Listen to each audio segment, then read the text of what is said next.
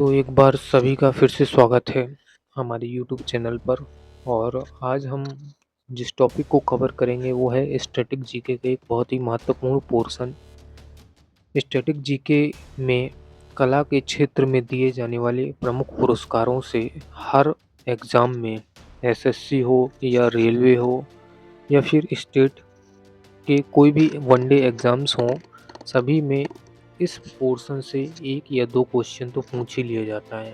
और पिछले साल रेलवे के एनटीपीसी एग्ज़ाम्स में भी लगभग हर शिफ्ट में इससे एक ना एक क्वेश्चन था।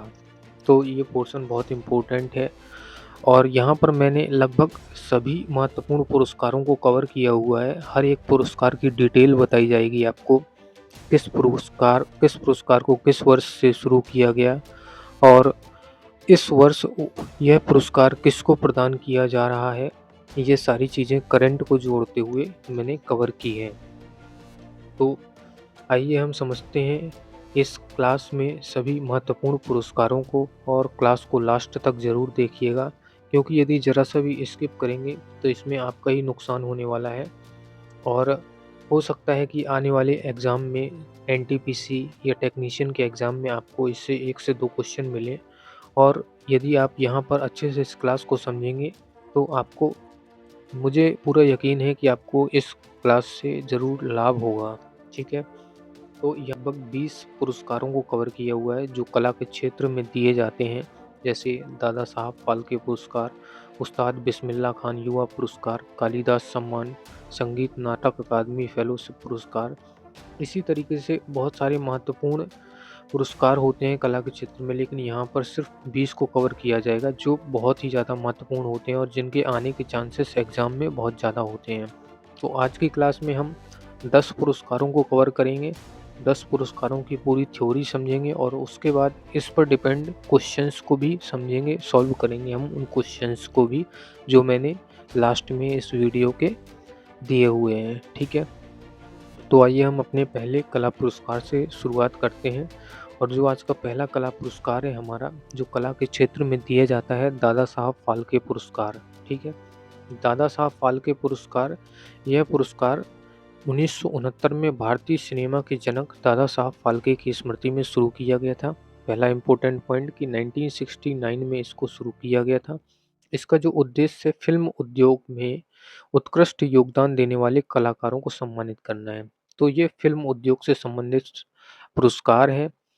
और इस पुरस्कार की जो पहली प्राप्तकर्ता थी वो कौन थी? देविका रानी। ये भी बहुत इम्पोर्टेंट पॉइंट है कि दादा साहब फाल्के पुरस्कार का जो पहला प्राप्तकर्ता था वो देविका रानी थी, जिन्हें भारतीय सिनेमा में उन्हें उल्लेखनीय योगदान के लिए सम्मानित किया गया था। और इस समय दादा साहब फाल्के पुरस्कार के तहत विजेता को 10 लाख रुपए की नगद राशि और स्वर्ण कमल ट्रॉफी और शॉल प्रदान की जाती है। ठीक है? तो ये राशि भी कभी-कभी पूछ ली जाती है एग्ज़ाम्स में कि दादा साहब फाल्के पुरस्कार में विजेता को कितने लाख रुपए की राशि या कितनी धनराशि प्रदान की जाती है। तो ये आपको याद रखना है कि 10 लाख रुपए की धनराशि प्रदान की जाती है। आगे इस साल किसको मिला दादा साहब फाल्के पुरस्कार, ये भी देखेंगे तो 2024 में दादा साहब फाल्के पुरस्कार मिथुन चक्रवर्ती को उनके भारतीय सिनेमा में महत्वपूर्ण योगदान के लिए प्रदान किया गया है। आपने न्यूज़ भी सुनी होगी कि मिथुन चक्रवर्ती को इस साल का दादा साहब फाल्के पुरस्कार मिलना है। यह पुरस्कार उन्हें 8 अक्टूबर 2024 को राष्ट्रपति द्रौपदी मुर्मू द्वारा दिया गया था। अगला जो पुरस्कार है वो है उस्ताद बिस्मिल्लाह खान युवा पुरस्कार। ठीक है? ये पुरस्कार भी काफ़ी चर्चा में रहता है। यह पुरस्कार संगीत नाटक अकादमी द्वारा 2006 में स्थापित किया गया था और इसका उद्देश्य भारत के युवा कलाकारों को शास्त्रीय संगीत, नृत्य और थिएटर में उत्कृष्ट प्रदर्शन के लिए सम्मानित करना है। ठीक है? यह पुरस्कार है जो 35 वर्ष से कम आयु के कलाकारों को दिया जाता है, जिससे युवा प्रतिभाओं को प्रेरणा मिलती है। कितने वर्ष से कम आयु के कलाकारों को? 35 वर्ष। तो ये पॉइंट याद रखना है कि यहाँ पे सिर्फ युवा कलाकारों को पुरस्कार प्रदान किया जाता है, जो अपने कला क्षेत्र में नए आयाम स्थापित करने का प्रयास करते हैं। उस्ताद बिस्मिल्लाह खान युवा पुरस्कार, जो संगीत नाटक अकादमी द्वारा दिया जाता है, की वर्तमान पुरस्कार राशि कितनी है? 25,000 रुपये है। इसके साथ विजेता को एक ताम्रपत्र और अंगवस्त्रम यानी कि एक पारंपरिक शॉल भी प्रदान की जाती है। ठीक है? जो संगीत नाटक अकादमी द्वारा 2024 में उस्ताद बिस्मिल्लाह खान युवा पुरस्कार 80 युवा कलाकारों को प्रदान किया गया था। 2024 में 80 युवा कलाकारों को यह पुरस्कार प्रदान किया गया है, जो संगीत, नृत्य, नाटक और पारंपरिक कलाओं में उत्कृष्ट योगदान दे रहे हैं। आगे देखेंगे हम कालिदास सम्मान। कालिदास सम्मान की शुरुआत है जो वो 1980 में मध्य प्रदेश सरकार द्वारा की गई थी। ठीक है, ये याद रखना है कि ये मध्य प्रदेश का पुरस्कार है और 1980 में इसकी शुरुआत की गई थी। यह सम्मान भारतीय कला और साहित्य को बढ़ावा देने के उद्देश्य से स्थापित किया गया था। यानी कि कला और साहित्य में जो लोग अच्छा काम करते हैं उनको यह पुरस्कार दिया जाता है। यह पुरस्कार है जो 4 प्रमुख कला विधाओं शास्त्रीय नृत्य, शास्त्रीय संगीत, थिएटर और प्लास्टिक आर्ट्स यानी दृश्य कला में उत्कृष्ट योगदान देने वालों को प्रदान किया जाता है। 4 विधाएं हैं नृत्य, संगीत, थिएटर और प्लास्टिक आर्ट। ठीक है, इनमें ही जो अच्छा काम करते हैं उनको यह पुरस्कार प्रदान किया जाता है। 1986-87 से यह पुरस्कार प्रत्येक क्षेत्र में हर वर्ष दिया जा रहा है। 1986-87 से पहले यह हर वर्ष नहीं प्रदान किया जाता था, लेकिन 86-87 के बाद से यह हर वर्ष दिया जाने लगा। इस पुरस्कार के साथ 5 लाख रुपए की राशि, अर्जुन की कांस्य प्रतिमा और एक प्रशस्ति पत्र दिया जाता है। जो 2023-24 का कालिदास सम्मान है, प्रसिद्ध ध्रुपद गायक पंडित उदय भवालकर को प्रदान किया गया था। ये एक ध्रुपद गायक है, ठीक है? ध्रुपद एक गायन की एक शैली होती है और यह शैली पंडित उदय भवालकर के द्वारा गाई जाती थी, जिन्हें इस वर्ष का कालिदास सम्मान दिया गया है, ठीक है? आगे हम देखेंगे संगीत नाटक अकादमी फेलोशिप। यह भी बहुत महत्वपूर्ण फेलोशिप पुरस्कार होता है, ठीक है? संगीत नाटक अकादमी के द्वारा बहुत प्रतिष्ठित पुरस्कार होता है ये। तो यह फेलोशिप संगीत, नृत्य और नाटक के क्षेत्रों में दी जाने वाली सबसे प्रतिष्ठित मान्यता है, ठीक है? इस फेलोशिप के लिए आमतौर पर उन व्यक्तियों पर विचार किया जाता है जो 50 वर्ष या उससे अधिक आयु के हैं। तो जो 50 वर्ष या उससे अधिक आयु के हैं, सिर्फ उन्हीं को इस अकादमी फेलोशिप के लिए विचार किया जाता है। इससे कम आयु के लोगों को यह अकादमी फेलोशिप नहीं मिलती है। फेलोशिप के तहत 3 लाख रुपए की पुरस्कार राशि, एक ताम्रपत्र और एक अंगवस्त्रम प्रदान किया जाता है। ठीक, 3 लाख रुपए की पुरस्कार राशि दी जाती है इस अकादमी फेलोशिप के अंतर्गत। 2024 में संगीत नाटक अकादमी फेलोशिप के प्राप्तकर्ताओं में निम्नलिखित कलाकार शामिल हैं। अब कलाकारों के नाम देख लेते हैं जिनको 2024 में यह पुरस्कार मिला है। विनायक खेडेकर, ये गोवा से हैं, भारतीय संगीत। आर विश्वेश्वरन कर्नाटक से हैं, ये भी भारतीय संगीत के लिए इन्हें ये पुरस्कार प्रदान किया गया है। सुनैया हजारीलाल महाराष्ट्र से हैं, नृत्य के लिए इन्हें ये फेलोशिप प्रदान की गई है। राजा और राधा रेड्डी, ये संयुक्त रूप से दिल्ली के हैं, भारतीय नृत्य के लिए दिया गया है इनको। दुलाल राय, ये असम से हैं, इनको भी भारतीय नाट्य के लिए दिया गया है। और डीपी सिन्हा उत्तर प्रदेश से हैं, इन्हें भी भारतीय नाट्य के लिए प्रदान किया गया है। तो ये 6 लोग थे जिन्हें इस वर्ष की फेलोशिप मिली है संगीत नाटक अकादमी की। आगे देखेंगे हम हृदयनाथ पुरस्कार। हृदयनाथ पुरस्कार की स्थापना 2010 में प्रसिद्ध संगीतकार हृदयनाथ मंगेशकर द्वारा की गई थी। इसका उद्देश्य संगीत और कला के क्षेत्र में उत्कृष्टता को मान्यता देना है। यह पुरस्कार लता मंगेशकर को, पहला जो पुरस्कार था ना हृदयनाथ पुरस्कार का पहला जो संस्करण था वो लता मंगेशकर को प्रदान किया गया था। इस पुरस्कार को प्राप्त करने वाले कुछ प्रमुख व्यक्तियों में प्रसिद्ध गीतकार जावेद अख्तर शामिल हैं, जिन्हें 2017 में यह पुरस्कार प्रदान किया गया था। ठीक है, जावेद अख्तर को भी यह पुरस्कार मिल चुका है 2017 में। और 2024 की बात करें तो 2024 में हृदयनाथ पुरस्कार प्रसिद्ध गायक और संगीतकार आदित्य नारायण को दिया गया है। यह पुरस्कार उन्हें उनकी संगीत यात्रा और भारतीय संगीत में योगदान के लिए प्रदान किया गया है। हृदयनाथ पुरस्कार की जो वर्तमान राशि है, पुरस्कार राशि वो 1 लाख रुपए है, ठीक है। इसमें एक स्मृति चिन्ह भी दिया जाता है। इस पुरस्कार को जीवन भर की उपलब्धियों के लिए दिया जाता है और यह भारतीय संगीत की दुनिया में महत्वपूर्ण स्थान रखता है यह पुरस्कार। ठीक है, कौन सा हृदयनाथ पुरस्कार, नाम याद रखना, 1 लाख रुपए की वर्तमान राशि है इसमें पुरस्कार राशि। आगे बात करेंगे हम लता मंगेशकर पुरस्कार। लता मंगेशकर पुरस्कार की स्थापना 1984 में मध्य प्रदेश सरकार द्वारा, 1992 में महाराष्ट्र सरकार द्वारा की गई थी। ठीक है, तो 1984 में मध्य प्रदेश सरकार द्वारा स्थापना की गई थी और 1992 में महाराष्ट्र सरकार द्वारा भी लता मंगेशकर पुरस्कार दिया जाने लगा था। यह पुरस्कार संगीत के क्षेत्र में उत्कृष्टता के लिए दिया जाता है। पुरस्कार में आमतौर पर 5 लाख रुपए की नकद राशि, एक प्रमाण पत्र, एक ट्रॉफी और एक शॉल शामिल होती है। लता मंगेशकर पुरस्कार का एक समर्पित संस्करण लता दीननाथ मंगेशकर पुरस्कार भी है। ठीक है, तो ये 2 पुरस्कार हैं, दोनों अलग-अलग पुरस्कार हैं। लता मंगेशकर पुरस्कार और लता दीनानाथ मंगेशकर पुरस्कार। इन दोनों को एक मत समझ लेना, दोनों ही अलग-अलग पुरस्कार होते हैं। ठीक है, और जो लता दीनानाथ मंगेशकर पुरस्कार है, ये इनके परिवार द्वारा, लता मंगेशकर के परिवार द्वारा 2022 में स्थापित किया गया था और इसे हर साल 24 अप्रैल को प्रदान किया जाता है। इस साल महाराष्ट्र सरकार के सांस्कृतिक कार्य विभाग द्वारा दिए जाने वाले विभिन्न पुरस्कारों की मंगलवार को घोषणा की गई थी। वर्ष 2024 का गान सामग्री लता मंगेशकर पुरस्कार गायिका अनुराधा पौडवाल को देने की घोषणा की गई है। तो महाराष्ट्र सरकार ने इस वर्ष का जो लता मंगेशकर पुरस्कार है वो किसको दिया है? अनुराधा पौडवाल को। ये भी एक गायिका हैं और आपने इनके संगीत भी सुने होंगे। मूवियों में, जो पुरानी मूवी थी उनमें इन्होंने बहुत अच्छे-अच्छे संगीत गाए हैं। यह पुरस्कार उनकी संगीत में दीर्घकालिक और महत्वपूर्ण योगदान के लिए दिया गया है। अब आते हैं हम संगीत नाटक अकादमी पुरस्कार में।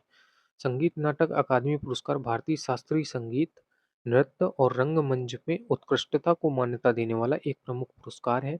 संगीत नाटक अकादमी की स्थापना कब की गई थी? 1952 में की गई थी, ठीक है? और यह भारतीय कला और संस्कृति के संरक्षण और संवर्धन के लिए कार्यरत है। कौन? संगीत नाटक अकादमी। आगे बात करेंगे।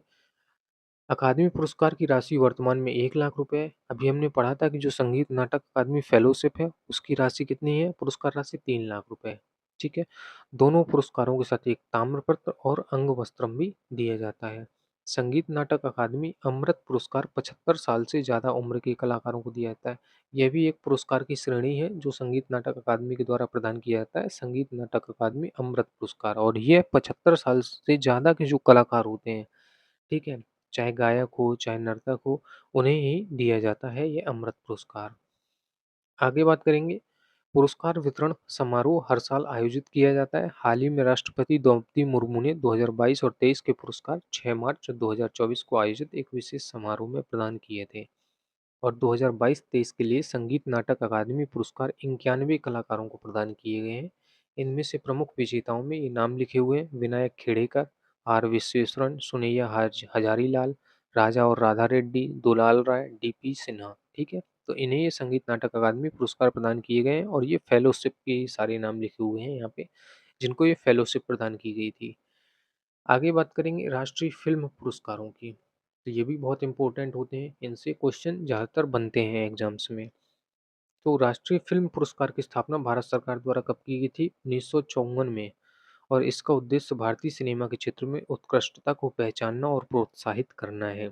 इस पुरस्कार का आयोजन सूचना और प्रसारण मंत्रालय के तहत आने वाले फिल्म महोत्सव निदेशालय द्वारा किया जाता है। ठीक है, तो ये भारत सरकार के फिल्म महोत्सव निदेशालय द्वारा इसका आयोजन किया जाता है, राष्ट्रीय फिल्म पुरस्कारों का। आगे बात करेंगे तो पुरस्कार जो है कई श्रेणियों में दिए जाते हैं, जैसे कि सर्वश्रेष्ठ फीचर फिल्म हो गई, सर्वश्रेष्ठ अभिनेता, सर्वश्रेष्ठ अभिनेत्री, सर्वश्रेष्ठ निर्देशक और कई अन्य तकनीकी श्रेणियां होती हैं जिसमें ये पुरस्कार दिया जाता है। पुरस्कार विजेताओं को स्वर्ण कमल, प्रशस्ति पत्र और नगद राशि दी जाती है। और नगद राशि जो होती है वो विभिन्न श्रेणियों के लिए, जैसे सर्वश्रेष्ठ अभिनेता के लिए कुछ नगद राशि होगी, सर्वश्रेष्ठ अभिनेत्री के लिए कुछ अलग नगद राशि हो सकती है। तो पुरस्कार राशि ये श्रेणियों वाइज डिपेंड करती है कि किस श्रेणी में कितनी पुरस्कार राशि दी जाएगी। ठीक है, आगे बात करेंगे तो ये पुरस्कार भारत की सभी प्रमुख भाषाओं में निर्मित फिल्मों को मान्यता देते हैं, जैसे हिंदी, तमिल, तेलुगु, बंगाली, अन्य। जैसे जो भी 22 भाषाएँ हैं ना हमारी संविधान की अनुसूचियों में, तो किसी भी भाषा में बनी हुई फ़िल्म हो, वो इस पुरस्कार के लिए पात्र होती है। पुरस्कारों का चयन जो है एक विशेषज्ञ जूरी द्वारा किया जाता है, जिसमें फ़िल्म उद्योग के विभिन्न क्षेत्रों के लोग शामिल होते हैं। और 2024 की बात करें तो 2024 के राष्ट्रीय फ़िल्म पुरस्कार 8 अक्टूबर को घोषित किए गए थे। इस वर्ष जो है ऋषभ शेट्टी को कांतारा के लिए सर्वश्रेष्ठ अभिनेता का पुरस्कार मिला है। कांतारा भी बहुत मस्त मूवी है, आप लोगों ने देखी भी होगी, तो पता होगा कि ऋषभ शेट्टी ने कितना बढ़िया रोल किया है कांतारा में। तो सर्वश्रेष्ठ अभिनेता का पुरस्कार भी ऋषभ शेट्टी को इस साल मिला है। वहीं बात करें सर्वश्रेष्ठ अभिनेत्री की, तो नित्या मेनन और मानसी पारेख, इनको संयुक्त रूप से सर्वश्रेष्ठ अभिनेत्री का पुरस्कार दिया गया है। ठीक है, 2 लोगों को, नित्या मेनन और मानसी पारेख। और फीचर फिल्म की बात करें तो सर्वश्रेष्ठ फीचर फिल्म आत्म रही है और गुलमोहर को सर्वश्रेष्ठ हिंदी फिल्म के रूप में मान्यता प्रदान की गई है। गुलमोहर को सर्वश्रेष्ठ हिंदी फ़िल्म और आत्म को सर्वश्रेष्ठ फ़ीचर फ़िल्म। याद रखना ये चीज़ें। आगे बात करेंगे तो कमल कुमारी राष्ट्रीय पुरस्कार। कमल कुमारी राष्ट्रीय पुरस्कार की स्थापना 1990 में कमल कुमारी फाउंडेशन द्वारा की गई थी, ठीक है? 1990 में कमल कुमारी फाउंडेशन द्वारा इसकी स्थापना की गई थी। इसका उद्देश्य विज्ञान और प्रौद्योगिकी, कला और संस्कृति और पत्रकारिता में उत्कृष्टता को प्रोत्साहित करना है। तो 3 श्रेणियों में यह फाउंडेशन है जो पुरस्कार देता है, विज्ञान और प्रौद्योगिकी, कला और संस्कृति और पत्रकारिता में। आगे बात करेंगे तो यह पुरस्कार 3 श्रेणियों में दिया जाता है। अभी जैसा बताया, कला और संस्कृति के लिए कमल कुमारी राष्ट्रीय पुरस्कार दिया जाता है, पत्रकारिता के लिए शिव प्रसाद बरुआ राष्ट्रीय पुरस्कार दिया जाता है और विज्ञान और प्रौद्योगिकी के लिए भी एक पुरस्कार दिया जाता है। आगे बात करेंगे तो प्रत्येक पुरस्कार के साथ 2 लाख रुपए, एक ट्रॉफी, एक चादर और एक प्रमाण पत्र प्रदान किया जाता है। पुरस्कार का आयोजन हर साल असम में होता है, जहां यह स्थानीय कला और संस्कृति को बढ़ावा देने का कार्य करता है। और जो कमल कुमारी फाउंडेशन है वो भी असम में ही उपस्थित है। इस वर्ष 2024 में कमल कुमारी राष्ट्रीय पुरस्कार से असमिया साहित्य में उत्कृष्ट कार्य के लिए प्रसिद्ध लेखक आलोक चक्रवर्ती को सम्मानित किया गया है। ठीक है, तो कमल कुमारी राष्ट्रीय पुरस्कार की बात करें 2024 में आलोक चक्रवर्ती को दिया गया है। आगे बात करेंगे भरत मुनि सम्मान की। भरत मुनि सम्मान की स्थापना 2012 में की गई थी। यह पुरस्कार भारतीय नृत्य और नाट्य कला के क्षेत्र में महत्वपूर्ण योगदान के लिए दिया जाता है। तो नृत्य और नाट्य कला 2 विधाएं हैं जिसमें यह भरत मुनि सम्मान दिया जाता है। इस पुरस्कार का नाम भारतीय नृत्य और नाट्य शास्त्र के लिए प्रसिद्ध विद्वान भरत मुनि के नाम पर रखा गया है, जिन्होंने नाट्य शास्त्र की रचना की थी। और भरत मुनि सम्मान है नालंदा नृत्य अनुसंधान केंद्र प्रदान करता है। ये क्वेश्चन पूछा भी जा चुका है कि भरत मुनि सम्मान किसके द्वारा प्रदान किया जाता है, तो नालंदा नृत्य अनुसंधान केंद्र के द्वारा। साल 2024 में संस्कार भारती ने कला के क्षेत्र में विशिष्ट योगदान देने वाले गणपत सखाराम मसगे और विजय दशरथ आचरेकर को भरत मुनि सम्मान से सम्मानित किया गया है। तो ये दोनों नाम याद रखने हैं, गणपत सखाराम मसगे और विजय दशरथ आचरेकर। ठीक है, ये नाम याद रखिएगा आप लोग।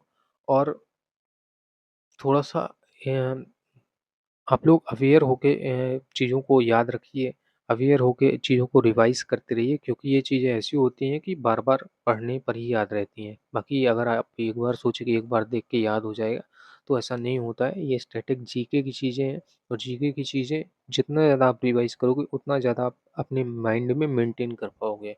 ठीक है? तो इन चीज़ों को बार-बार रिवाइज़ करते रहें। और जो पीडीएफ है इसकी, पीडीएफ हमारे पब्लिक ग्रुप में भी दे दी जाएगी इसकी, तो आप लोग हमारे टेलीग्राम के पब्लिक ग्रुप से भी जुड़ सकते हैं। इसका लिंक आपको डिस्क्रिप्शन बॉक्स में मैं दे दूंगा, तो वहाँ से आप टेलीग्राम ज्वाइन कर लें, जहाँ पे इसकी पीडीएफ आपको दे दी जाएगी। ठीक है, यह सम्मान कला और साहित्य की अखिल भारतीय संस्था संस्कार भारती ने दिया था। ठीक है, तो ये जो 2024 का पुरस्कार है, कला और साहित्य की अखिल भारतीय संस्था संस्कार भारती के द्वारा दिया गया था। आगे बात करेंगे हम, इस सम्मान में एक प्रमाण पत्र और 5 लाख रुपए का नगद पुरस्कार दिया जाता है। ठीक है, तो एक प्रमाण पत्र और 5 लाख रुपए का नगद पुरस्कार प्रदान किया जाता है। तो ये थे आज के हमारे 10 जो कला के क्षेत्र में दिए जाने वाले पुरस्कार, जो बहुत ही इम्पोर्टेंट थे। ठीक है, भरत मुनि सम्मान जैसे पुरस्कार ये आपके एग्जाम्स के लिए बहुत इम्पोर्टेंट होते हैं, तो इनको बार बार रिवाइज करिएगा। ठीक है, अब हम कुछ क्वेश्चंस जो यहाँ पे रखे हुए हैं, जो अभी तक हमने पढ़ा है, इसी पर बेस्ड कुछ क्वेश्चंस भी हैं, तो इनको हम सॉल्व करके देख लेते हैं। ठीक है, जैसे कि किस तरीके से क्वेश्चन आ सकते हैं। पहला क्वेश्चन है, हाल ही में किसे तीसरे लता दीनानाथ मंगेशकर पुरस्कार 2024 से सम्मानित किए जाने की घोषणा की गई है। ठीक है, वहाँ पर मैंने आपको बताया था कि लता मंगेशकर पुरस्कार है जो महाराष्ट्र सरकार के द्वारा किसको दिया गया है अभी इस साल का, वो दिया गया है अनुराधा पौडवाल को। लेकिन यहाँ पे बात की गई लता दीनानाथ मंगेशकर पुरस्कार 2024, और इस साल यह पुरस्कार किसे दिया जाना है, अमिताभ बच्चन को। ठीक है, अनुपम खेर, रजनीकांत, अनिल कपूर, ये 4 ऑप्शन थे। इस साल का दिया जाना है अमिताभ बच्चन को।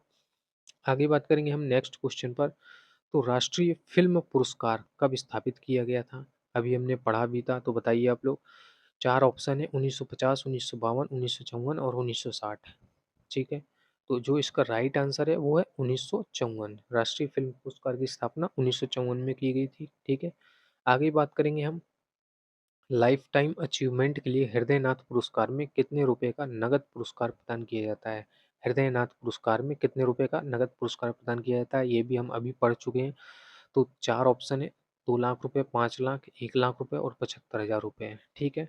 इसमें कितना दिया जाता है, 1 लाख रुपए, और इस साल का दिया गया है आदित्य नारायण को। आगे बात करेंगे हम कालिदास सम्मान। कालिदास सम्मान किस राज्य की सरकार द्वारा शुरू किया गया था? कालिदास सम्मान किस राज्य की सरकार द्वारा शुरू किया गया था? ये आपको बताया भी था, मध्य प्रदेश की सरकार के द्वारा यह सम्मान शुरू किया गया था, कालिदास सम्मान, ठीक है। ये चीज़ें आप जितनी ज़्यादा रिवाइज़ करोगे उतनी ज़्यादा आपके दिमाग में मेंटेन रहेंगी, ठीक है। और ये हमारे स्टैटिक जी की जो सीरीज़ है इसको हम पूरा अ, लास्ट तक ले जाएँगे, जब तक एक-एक टॉपिक को हम ख़त्म नहीं कर देते हैं, ठीक है। और इसी तरीके से आप लोगों के लिए पूरी स्टैटिक जीके कवर की जाएगी। तो जो भी लोग चैनल में अभी नए जुड़े हैं, वो लोग ज़रूर करके इस चैनल को सब्सक्राइब कर लें, क्योंकि स्टैटिक जीके का पोर्शन एक बहुत महत्वपूर्ण पोर्शन है। साथ ही साथ हिस्ट्री, जियोग्राफी के जैसे टॉपिक के क्वेश्चंस भी जो इम्पोर्टेंट क्वेश्चन है और थ्योरी पार्ट हम कवर करेंगे आने वाले दिनों में, ठीक है। तो चैनल को सब्सक्राइब ज़रूर कर लें ताकि आप लोगों को भी बहुत ज़्यादा बेनिफिट होगा इस चैनल से, इतना तो पक्का है, ठीक है। आगे बात करेंगे हम नेक्स्ट क्वेश्चन पर। संगीत नाटक अकादमी फेलोशिप किस आयु वर्ग के लोगों को दी जाती है? तो संगीत नाटक अकादमी फेलोशिप अभी बताया था कि ये 50 साल से अधिक उम्र के लोगों पर विचार किया जाता है इस फेलोशिप के लिए। तो 50 वर्ष से अधिक के लोगों के लिए संगीत नाटक अकादमी फेलोशिप दी जाती है। आगे बात करेंगे हम नेक्स्ट क्वेश्चन पर। तो कमल कुमारी फाउंडेशन द्वारा किस एक श्रेणी में नहीं दिया जाता है पुरस्कार? यहाँ पे पुरस्कार किस एक श्रेणी में नहीं दिया जाता है कमल कुमारी फाउंडेशन द्वारा? तो देखिए, कला और संस्कृति के लिए तो बताया ही था कि दिया जाता है, ठीक है। कमल कुमारी पुरस्कार ही होता है। विज्ञान और प्रौद्योगिकी के लिए भी एक पुरस्कार दिया जाता है, पत्रकारिता के लिए भी एक पुरस्कार दिया जाता है, और खेल के लिए कोई पुरस्कार कमल कुमारी फाउंडेशन के द्वारा नहीं दिया जाता है, ठीक है। तो कमल कुमारी फाउंडेशन के द्वारा 3 श्रेणियों में जो पुरस्कार है वो प्रदान किए जाते हैं। आगे हम बात करेंगे दादा साहब फाल्के पुरस्कार के पहले प्राप्तकर्ता कौन थे? ये भी अभी हमने पढ़ा है, देविका रानी। देविका रानी दादा साहब फाल्के पुरस्कार की पहली प्राप्तकर्ता थी। आगे बात करेंगे भरत मुनि सम्मान किस क्षेत्र में दिया जाता है? यहाँ पे बताइए आप लोग कि भरत मुनि सम्मान किस क्षेत्र में दिया जाता है, ठीक है। इसका आंसर आप लोग कमेंट बॉक्स में कमेंट करके बताइएगा। इस क्वेश्चन का आंसर मैं नहीं बताऊंगा। तो यहाँ पे 4 ऑप्शन है, फिल्म, साहित्य, नृत्य और नाट्यकला और संगीत। तो इसका आंसर कमेंट बॉक्स में पिन करिए आप लोग। आगे देखते हैं संगीत नाटक अकादमी पुरस्कार की स्थापना कब की गई थी? 1947, 1952, 1954 या फिर 1960? संगीत नाटक अकादमी पुरस्कार की स्थापना, इसका आंसर भी आप लोग कमेंट बॉक्स में बताएंगे। तो ये जो 2 क्वेश्चन है इनका आंसर आप लोग कमेंट बॉक्स में मुझे बताएंगे, ठीक है। आगे हम बात करेंगे उस्ताद बिस्मिल्लाह खान युवा पुरस्कार का उद्देश्य क्या है? भारतीय सिनेमा में उत्कृष्ट योगदान, या फिर 35 वर्ष से कम आयु के कलाकारों को सम्मानित करना, या साहित्य में योगदान, या नाटक के क्षेत्र में नवाचार को प्रोत्साहित करना? तो उस्ताद बिस्मिल्लाह खान युवा पुरस्कार, यहाँ युवा से ही आप समझ जाइए कि जो 35 वर्ष से कम आयु के कलाकार होते हैं उन्हीं को इस युवा पुरस्कार के अंतर्गत सम्मानित किया जाता है, ठीक है। तो ये थे आज के कुछ क्वेश्चन, और यहाँ पे थ्योरी पार्ट भी हमने 10 पुरस्कारों को कवर किया है। जो शेष 10 पुरस्कार हैं, क्योंकि हम यहाँ पर 20 पुरस्कारों को कवर करेंगे स्टैटिक जीके के अंतर्गत, तो यहाँ पर जो शेष 10 पुरस्कार हैं उनको भी अगले पार्ट में मैं कवर कर दूंगा। तो ये 20 पुरस्कारों से ही आपके सारे क्वेश्चंस कवर हो जाएंगे, और ये इम्पोर्टेंट पुरस्कार हैं। तो इनको तो आप याद करके ही जाइए, किसी भी एग्जाम में बैठिए। देखिए, एसएससी हो, एसएससी का कोई भी एग्जाम हो, स्टैटिक जीके का पोर्शन बहुत महत्वपूर्ण होता है, और ऐसी चीज़ें लगभग लगभग हर एग्जाम में पूछी जाती हैं।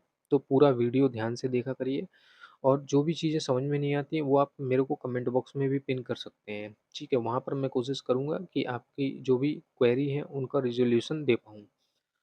आगे बात करेंगे तो ये जो 10 पुरस्कार और शेष रह गए हैं, जैसे ग्रैमी पुरस्कार, बाफ्टा पुरस्कार, संत कबीर पुरस्कार, यहाँ पे इन पुरस्कारों को अगली वीडियो सीरीज में कवर किया जाएगा, ठीक है। तो स्टैटिक जीके का पार्ट पूरा कवर करना चाहते हैं तो इस चैनल को सब्सक्राइब ज़रूर कर लें, और साथ ही साथ अभी आने वाले दिनों में हिस्ट्री, जियोग्राफी के टॉपिक वाइज क्वेश्चंस और टॉपिक वाइज जो थ्योरी पार्ट हैं उसको भी हम कवर करेंगे। तो लगभग लगभग यहाँ पर आपको हर एक चीज़ मिलने वाली है जो जीके जीएस के पोर्शन से संबंधित है और जो आने वाले दिनों में एनटीपीसी एग्ज़ाम्स, टेक्नीशियंस एग्ज़ाम और एसएससी के एग्ज़ाम्स के लिए बहुत ही महत्वपूर्ण होने वाले हैं। ठीक है? तो आज के लिए बस इतना ही रखते हैं और मिलते हैं हम अपनी अगली क्लास में। तब तक के लिए धन्यवाद, स्वस्थ रहिए, पढ़ते रहिए।